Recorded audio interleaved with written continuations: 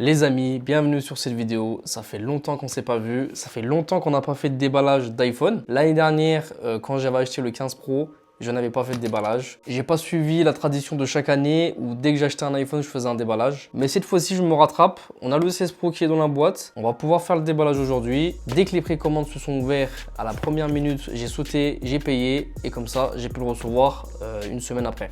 Donc aujourd'hui, on est le vendredi 20 septembre. J'ai reçu l'iPhone, il est à l'intérieur. Pour la configuration, j'ai pris le 16 Pro basique en Desert Titanium. Donc la nouvelle couleur qu'Apple a sortie avec cet iPhone. L'année dernière, j'étais sur un iPhone 15 Pro en couleur titanium naturel et 256 Go. Il n'y a pas énormément de différence, vous l'avez vu autant que moi. Les différences cette année, elles sont très minimes. On a juste un petit bouton qui est sur le côté. Aujourd'hui, on va le déballer ensemble et on va aussi pouvoir le tester cet après-midi. Je vais le tester et je vais vous donner mon avis en voix off sur est-ce qu'il est bien, est-ce qu'il y a une réelle différence. Moi qui ai utilisé le 15 Pro l'année dernière, est-ce que cette année, je vais garder le 16 Pro ou je vais l'en renvoyer chez Apple? Parce que c'est pas sûr que je le garde. Allez, c'est parti. On ouvre le paquet de livraison et directement on a l'iPhone. Notre iPhone est là, il est bien protégé. Quand j'étais gamin, je me rappelle, j'étais très excité à l'idée d'ouvrir un iPhone quand j'avais 18-19 ans. Et là, c'est vrai qu'avec plus les années passent, je suis toujours excité, mais on vieillit. Du coup, j'ai pas l'excitation que j'avais avant, parce que aujourd'hui, l'iPhone, je suis un adulte, je peux me l'offrir tranquillement. Et avant, c'était pas le cas. Du coup, rappelez-vous, pour l'iPhone 10, j'étais tellement excité de le déballer. C'était une dinguerie. Bon, allez, c'est parti, on le déballe.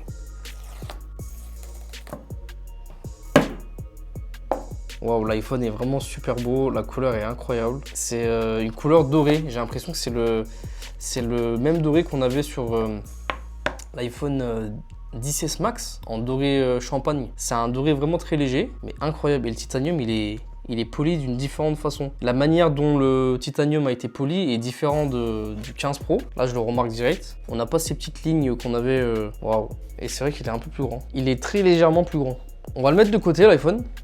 On va s'intéresser à ce qu'il y a dans la boîte. Et cette année, dans la boîte, on n'a plus les stickers Apple. Et du coup, on a juste le câble d'alimentation, de recharge, qui n'est pas compatible USB 3.0, il me semble. Parce qu'il faut savoir que le port USB-C des iPhone Pro, donc le 15 Pro, le 16 Pro, etc., tout ce qui est pro, ont la capacité d'avoir des vitesses de transfert très hautes, alors que les versions basiques n'ont pas cette option. Du coup, ce câble n'est pas compatible, il faut acheter un câble séparément. Donc voilà, Apple, là, ils nous ont enlevé les stickers Apple.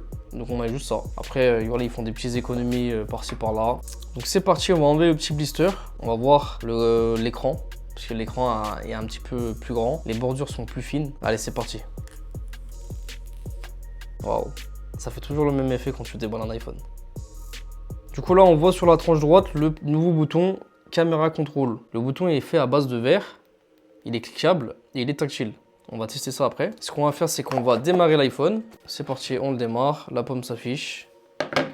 Donc là, on a les Hello et tout qui s'affiche. Voilà, je vais le configurer, français. Malheureusement, les amis, on n'a pas accès, étant donné qu'on est dans l'Union Européenne, on n'a pas Apple Intelligence. Et ça, c'est vraiment chiant parce que toutes les nouveautés de cet iPhone sont faites par rapport à Apple Intelligence. Voilà, la puce, elle est puissante. Elle gère l'IA d'Apple, etc. Et nous, on n'a pas accès encore. C'est très dommage. Ok les amis, la configuration est terminée. Je suis actuellement sur l'iPhone. Première remarque, l'écran est effectivement plus grand. Ça, si on le compare avec le 15 Pro, en effet, il y a une différence. Voilà, elle est notable. C'est quelques millimètres de plus que la version de l'année dernière. Niveau écran et niveau taille de boîtier. C'est pas juste un effet placebo, une sensation de grandeur. Hein, c'est vraiment plus grand.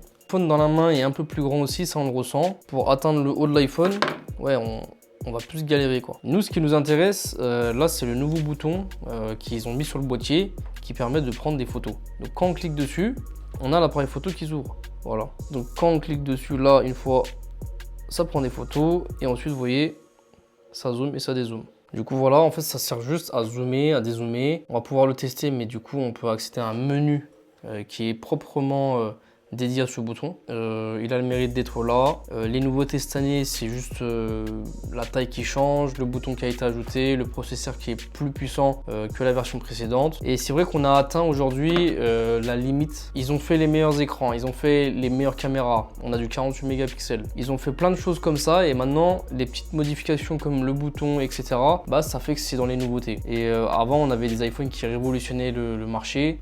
Touch ID avec le 5S, Face ID avec le 10, encore une fois. On avait un écran OLED avec l'iPhone 10. Aujourd'hui, on se contente des petites nouveautés, des améliorations. En fait, c'est pour rendre l'iPhone toujours meilleur. Mais c'est vrai qu'aujourd'hui, est-ce que passer d'un 15 Pro à un 16 Pro, c'est une bonne idée? Je pense pas, honnêtement. Par contre, si vous êtes sur un 12 Pro, un 13 Pro et un 14 Pro et que vous voulez une meilleure qualité photo, etc. Bah là, dans ce cas-là, peut-être que oui, ça vaut le coup de changer. Mais sinon, j'en vois pas l'utilité. Et sachant aussi qu'on n'a pas l'Apple Intelligence qui est disponible des iPhone 15 Pro jusqu'au dernier actuel et qui ne sont pas disponibles sur le 14 Pro, le 13 Pro, le 12 Pro, etc. Pourquoi? Parce que la puce n'est pas assez puissante pour faire tourner en interne Apple Intelligence. Et du coup, bah voilà. Après, en Europe, on l'a pas. Donc, est-ce que ça vaut le coup? Je ne sais pas. C'est à vous de voir. Après, il faut que je le teste cet après-midi, que je le teste pendant plusieurs jours. Et je vous donne mon avis en story sur Instagram. D'ailleurs, n'hésitez pas à me suivre sur Instagram, c'est très important. Donc, ce qu'on va faire, c'est qu'on va partir dehors, tester l'appareil photo, l'iPhone et toutes les nouveautés que Apple a annoncées. Le 4K 120 fps, etc. On va tester. Et comme ça, je vais vous faire des petites vidéos test avec le 15 Pro. On va comparer avec le 15 Pro parce que j'ai le 15 Pro.